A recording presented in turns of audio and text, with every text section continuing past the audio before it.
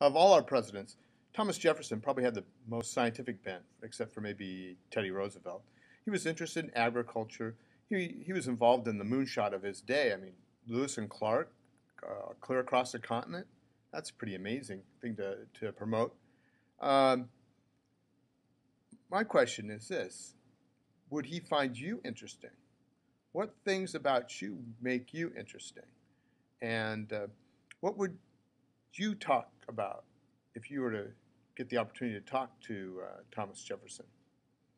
That's an interesting question. Would I find you interesting? That's a good question. I mean, as the third president of the United States, many people thought of me as one of the great intellects of my time and one of the great intellects ever to hold the office, although Teddy Roosevelt and Bill Clinton were also quite smart fellows. My interest in science was very broad. I invented a new plow, was one of the founders of the science of paleontology and archaeology. My interest in science and agriculture, well, in a sense, was legendary. I was also responsible for sending Lewis and Clark across an uncharted continent. It was the moonshot of my time.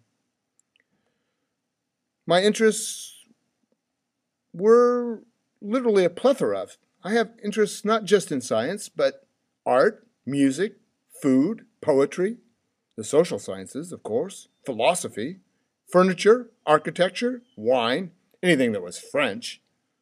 Oh, yeah, and politics. I have to say that I found interesting people, well, interesting. And if you want to be an interesting person, I would encourage you to find as many passions and as many interests as you can as you move through this journey that is your life. Good luck.